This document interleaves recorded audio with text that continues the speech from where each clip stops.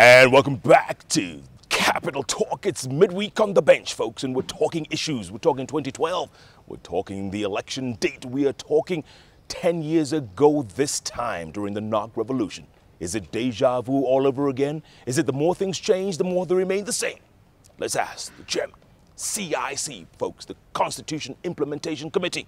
They're the ones charged with putting this valuable document together, making sure that, yes, Kenyans get what they deserve. Sit back. Mr. Chairman, you have 3 huge laws coming up. Huge. Land, devolved government, public finance. You have 6 weeks to make sure this is implemented, or at least the laws are in place. Is that going to be possible? Yes, Jeff, we believe it is. The actual laws are more than that. There are 3 laws that relate to devolved government, 3 laws, including the National Land Commission, that relate to land, and then, of course, the big one, the Public Finance Management law.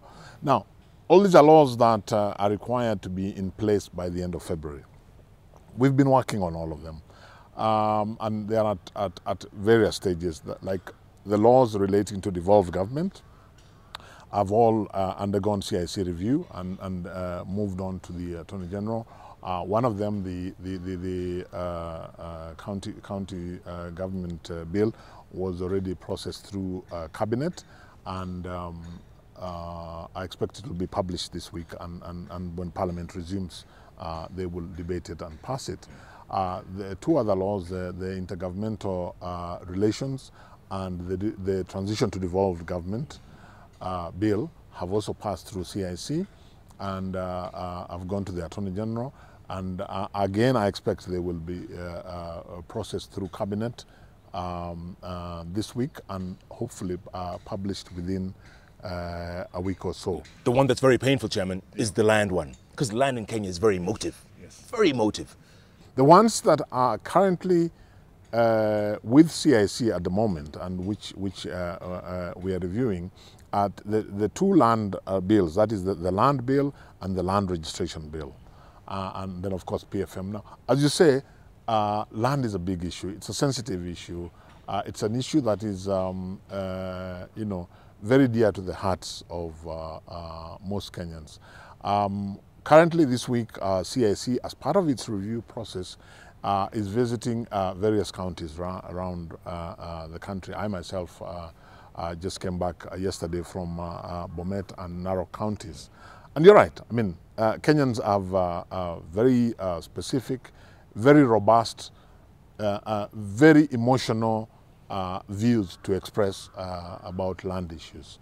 I think the important thing here, and this is what is envisaged in the Constitution, is that finally, as a country, we must confront these issues. The Constitution sets out a number of principles, and we have to translate this now into legislation which meets the constitutional principles, but which also meets the broad expectations of the Kenyan people, and that is why a part of the process is to consult the Kenyan people. It's not an easy process because different people, different communities, different regions, the problems express themselves historically in different ways. I'll just give you a quick example. There are parts of the country where if you ask them about which the Constitution envisages will need to be addressed, about legislation on the size of land holdings, smallest and largest, you'll get completely different reactions depending on where you are and depending on what the direct land problems are in that area. Or if you ask the question, should there be, which is one of the questions we were asking in the counties, should there be taxation on idle land? And when I was in Narok yesterday, everybody stood up and asked, what is idle land? Yeah, there is no such thing as idle land. Yeah. So we've got to get all these views from different Kenyans, because it's going to be one law that governs all of us. But you're right, it's sensitive, it's emotional, but it's got to be addressed. Yeah, that dragon has to be confronted. It has to be confronted. And if we don't, we'll go back to... Absolutely. You know, if we don't, the consequences are not things that we want to easily imagine, because they will keep, as they have done over the years, they will keep recurring, perhaps in future with even more drastic consequences than we've seen in the past. Yeah. Yeah. Let's go back 10 years ago. I know you were working closely with Nyachae back then, and this was the time of the Nyachae revolution. Yeah. This was euphoria at its best. People thought, Kenya, this is a turning point. Yeah. Looking back then, what was it like? Are we back where we were 10 years ago? No, I don't think we are back where we were 10 years ago, and I thank God for that, because I think we've made a major leap as a country. I think what was happening 10 years ago is that the country had undergone a period when I think the challenges that the country had faced for a long period since independence had climaxed, and the historical moment for that particular change had come. It manifested itself in the form of a movement a political movement which initially was a cross-section of opposition groupings. As you say, I was working with Nyachae at that time as part of one of the groupings that were among the wider opposition groupings that sought change. Of course, the end result was what has commonly come to be known as the Nyachae revolution. I think the Nyachae revolution, for lack of a better word, set the stage, or moved the need for transformative change in this country a significant notch. I am one of those Kenyans who has always believed since the early 90s that ultimately what this country needed and what was going to change this country was a complete transformation in the form of reforms that would be captured in what eventually we did in a new constitution, so that even as we had the reforms come bit by bit from the 90s, including the 97 IPPG and so on. Yeah. I personally always believed that what we needed was a complete overhaul. And that is why I was very excited when we got a new constitution in 2010. If we had gotten it 10 years before, the new constitution talk about, would we be further than we are? I believe so, yes. I believe so. But again, I'm one of those people who believes that there's a time and a season for everything, and nothing happens in vain.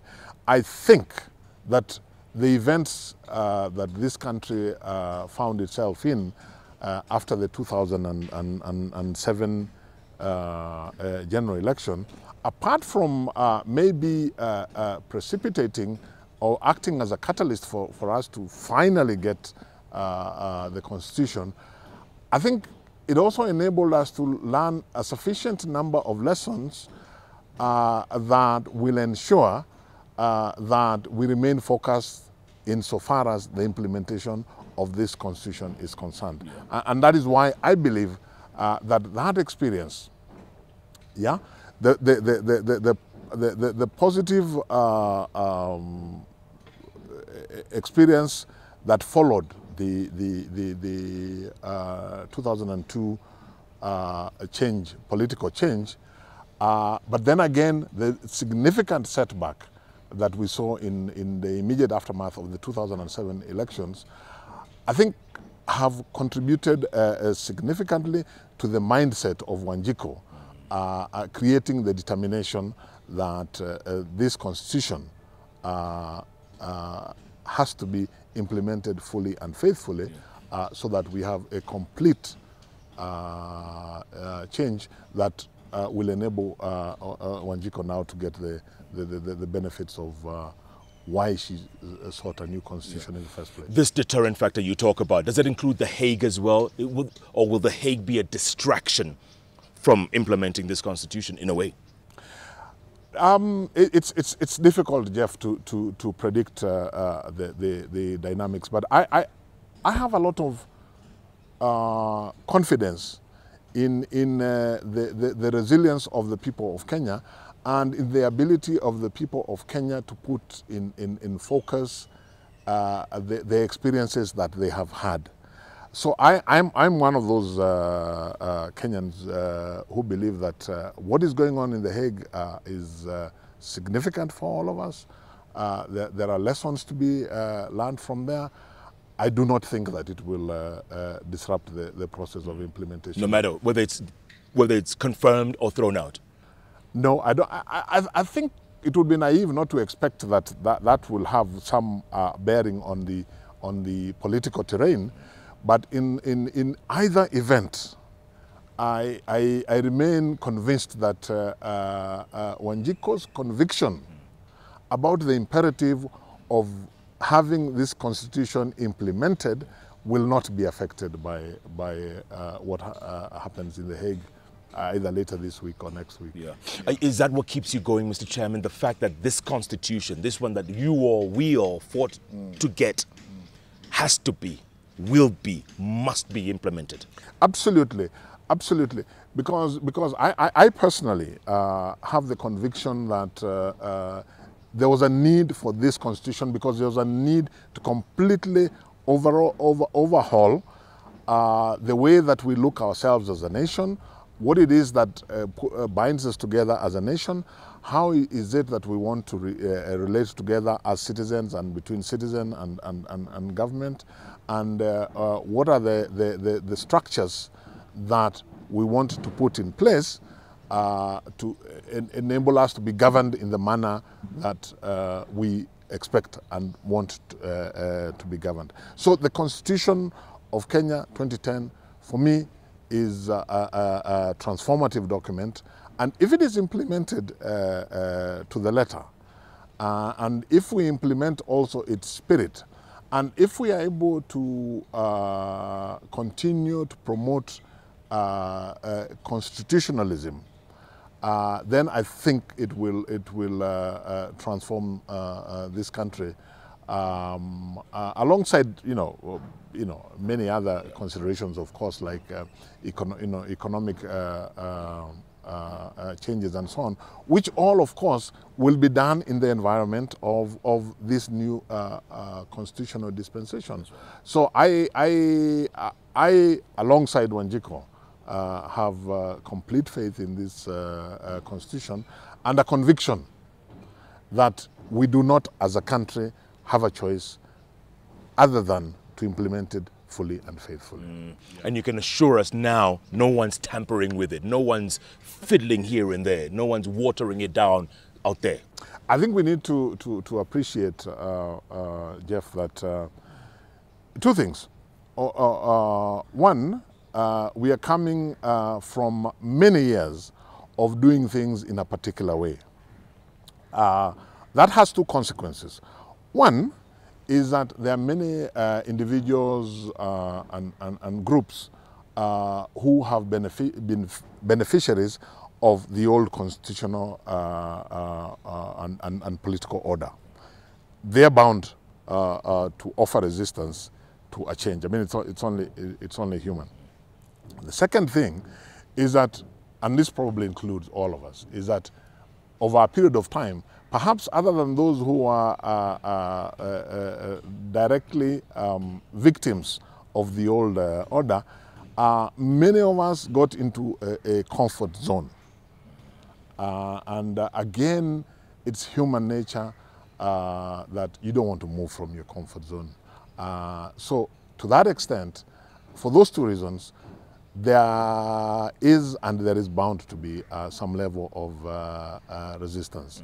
But our own experience is that the vast majority, first of all, the vast majority of the citizens are committed to the Constitution and its implementation. Secondly, in our experience, the vast majority of implementers are also committed to that process. So that gives us confidence, and that gives us hope that we will be able to achieve the implementation. Keep at it, my brother. Keep at it. All the very best. Thank you, Jeff. Good luck. Yeah. And we'll keep talking. Asante. All right. Thank you. Nashukuru sana. Yeah. Chairman of the CIC, Charles Nyachae, folks, breaking it down. Yes, there will be resistance. Yes, some of us are in our comfort zones. But at the end of the day, we voted in this new constitution. We have to help implement it. That's the bottom line. And the chairman says we are on course in every way. So let's live with it. Let's embrace it. Let's move forward as a nation. We have no choice. These folks are committed to it. Why not the rest of us? What a guest, what a show, what a week it's been. It's only midweek on the bench. And I tell you, we get the best of the best and the brightest here on the bench to break things down for us, give us hope moving forward. You can find guests like Charles Nyachae anywhere else, but right here on the bench, on the award-winning station, K24, where we are, yes indeed, even in times of resistance and comfort zones, we are still all Kenyans. All the time. Thank you. Thank you, brother. Great job, man. Asante.